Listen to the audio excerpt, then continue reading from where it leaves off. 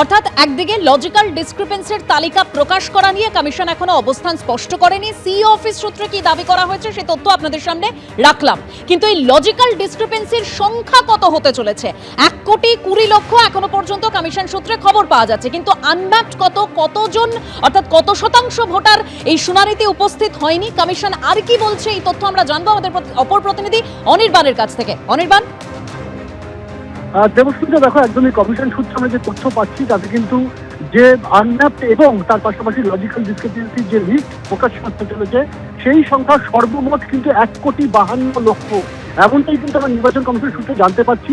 এবং এই 1,52,00,000 মধ্যে 32 লক্ষ এমন নাম রয়েছে যারা কিন্তু আনম্যাপড যে তালিকা সেই তালিকার অন্তর্ভুক্ত রয়েছেন, এবং 1,20,00,000 হচ্ছে যারা লজিক্যাল ডিসক্রিপেন্সি তালিকায় রয়েছেন। এখনো পর্যন্ত কমিশন সূত্রে যেটা খবর যে শুনানি প্রক্রিয়া চলছে সেই শুনানি প্রক্রিয়া এবং এই যে 1,52,00,000 নাম রয়েছে তার মধ্যে 32 লাখ আনম্যাপ, সেই 32 লক্ষ আনম্যাপের মধ্যে 15% এখনো পর্যন্ত তারা শুনানি যে প্রসেস অর্থাৎ হিয়ারিং প্রসেস সেই প্রসেসে কিন্তু অংশগ্রহণ করেনি।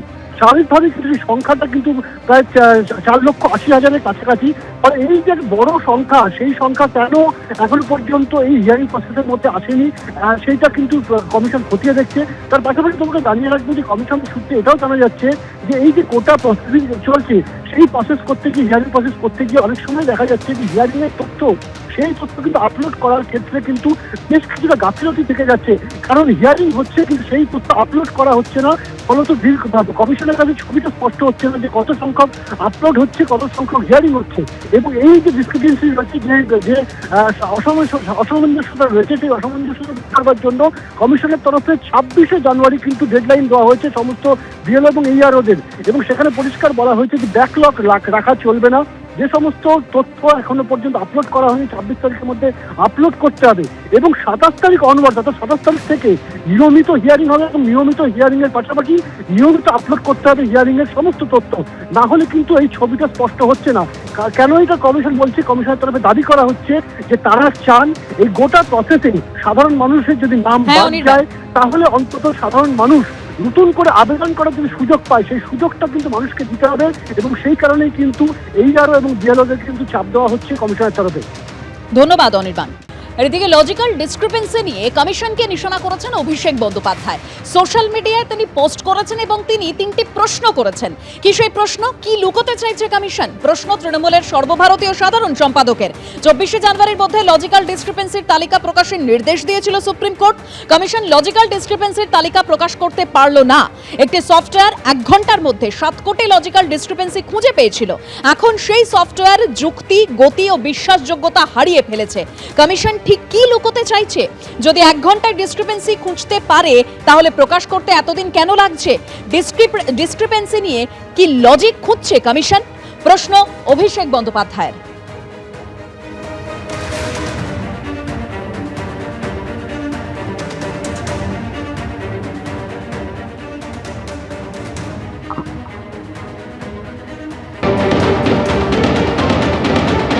তালিকা টাঙাতে হবে, সেটা তালিকাটা এখনো নেই কেন? টাঙাতে পারছে না কেন? তাহলে কিসের ভিত্তিতে রোজ একজন লোককে নোটিশ দিয়ে ডাকা হচ্ছে? বাবা চট্টোপাধ্যায় লিখতেন, ছেলে চ্যাটার্জি লেখে নোটিশ।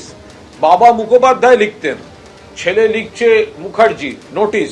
মুখার্জি কেউ জের পর ডবলই লেখে, কেউ লিখে ফেলেছে জে আই নোটিশ। একের পর এক সম্পূর্ণ অকারণে উদ্দেশ্য প্রণোদিতভাবে হয়রানির জন্য কোটি কোটি মানুষকে বিরক্ত করছে এই বিজেপি। নির্বাচন কমিশন লিস্ট কোথায়? লিস্টটা কোথায়? কেন এখনো সুপ্রিম কোর্টের নির্দেশ অনুযায়ী লিস্ট নেই? যত দেরি হবে তত প্রমাণিত হবে এই সমস্ত রকম কারচুপির খেলা, হয়রানির খেলায় বিজেপির নির্দেশে নির্বাচন কমিশন এই খেলাগুলোর মধ্যে রয়েছে।